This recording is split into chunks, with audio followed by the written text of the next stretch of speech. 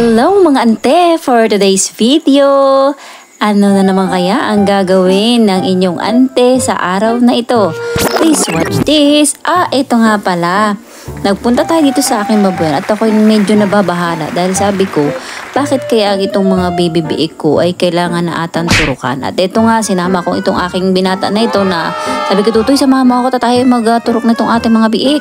At kailangan na natin silang purgahin ulit. Kasi kapag dun sa mga vitamin at saka mga panturok na nalalagay sa pagkain, hindi masyadong kasundo nila kasi hindi balance ang pagkakain. Unlike dito sa turok talaga, makikita mo agad yung result ng kanilang pagpupurga or vitamin. Pantay-pantay talaga, hindi siya lugi. Kasi kapag kain, lamang yung kain ng isa, lamang yung kain ng ganito, makonti ang kain ng isa, kaya mas okay na.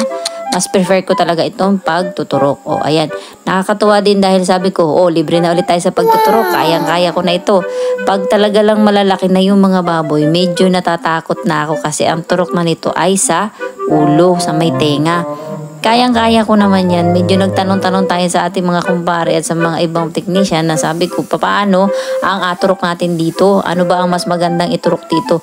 Yakang-yaka ko naman na yan, sabi ko. Okay guys, nandito na naman tayo sa ating kabukira, sa ating babuyan. Ante, i-dispose po ulit tayo ng isa. May isa ulit tayong porka ng aking mga baby piggy. Bawasan natin ang mga baby piggy na yan. Wait lang.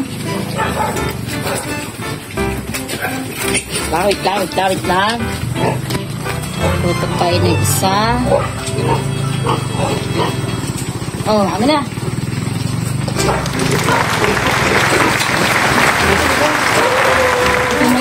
May nunal? No. Nabawasan naman po ang ating mga baby. Ayan po, nabawasan na sila. Konti na. Gatas ng baby piggy. Aboy, para tayo may pambili ng kids ulit. Guys, umantayan, dito tayo ngayon sa aking babuyan na tayo ay mag-i-inject ng bacterid or antibiotic sa aking si Lady Berta. Ito, kasi siya ay medyo masama ang body. Iturukan natin siya. Hello, mga please. Ayan.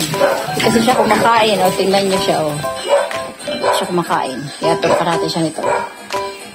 Pasukin natin ang kanyang bato. Magiging, tayo ulit. Tawag ito. Veterinaryo. Ang aking mga baby. Bye! Ito guys. Mante. Tuturok tayo nito. Siya ay sa 20 kilogram na baboy ay isang 1 ml. Siya ay nasa 45 to 48 kilos. Di ang lalagay natin ay mga 3 ml na. 3 ml na dosage ito. Ano ka guys? Galing ko. Galing ko guys. Ito. This one. 3 ml. Ang laki ng aking syringe, 3 ml natin. Kasi matanda na siya, malaki na siya. Yan. Tirahin na natin. Good. Yari ka, Lady Berta.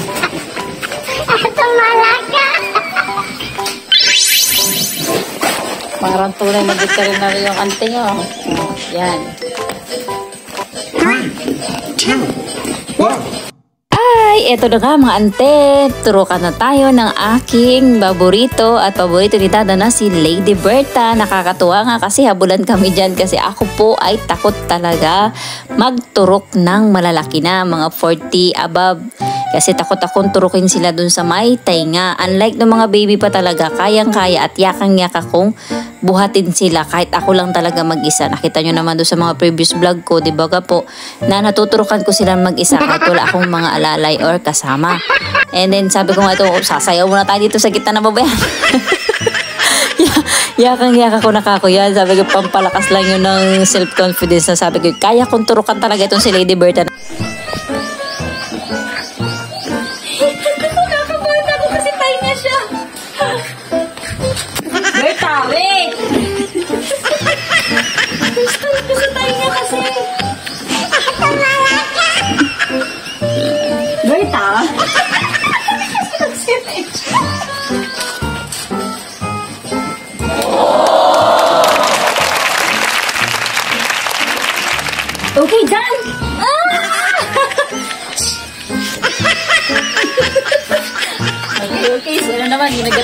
Iba naman. Okay guys, we're good. You're good. Tapos na. Si Berta. Next. Yan, gustusin na yan. Tapa mo mga kam. Next, tayo nito. So, saan mo?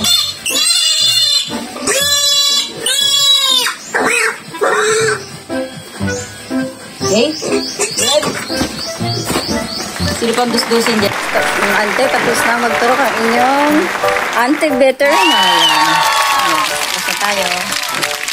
Tipid na naman po ang inyong ante sa pagtuturok. Ayan. Salamat sa ating mga kumpare na nagbigay ng info. Pero ito na rin naman yung regular na turong natin. Bumili lang tayo ng guideline. Ito nga pala, nagbumili tayo ng manta. Para hindi na initan itong ating paborito. Paborito dada. Siya kasi ang tirik na tirik ang araw dito lagi. Siya nabababad sa init. Kaya siguro siya parang nagkakaroon ng something sa katawan. May kahon ng sinat. O, ayos ka na ha.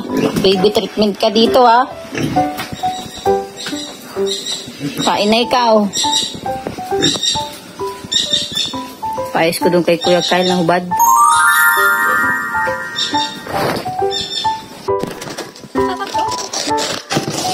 Ano ito? Okay. Sakit. Ikaw, ano yun? Kain na ikaw. Tatakot na ang mami sa iyo. Mahal-mahal mo pa naman. Wow. Ang dada oh. Lulungkot dada doon. Kain na ikaw, balik. Kain na.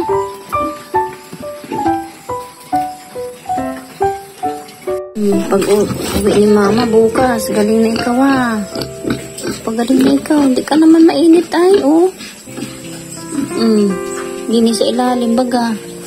Medyo mainit. Dito hindi naman oh. Tayo nga. Palakas na ikaw ha. Palakas ikaw.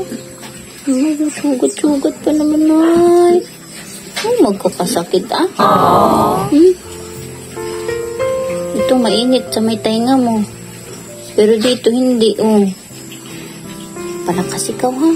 Lulungkot dada doon. Uy. Oh, magkakasakit ikaw.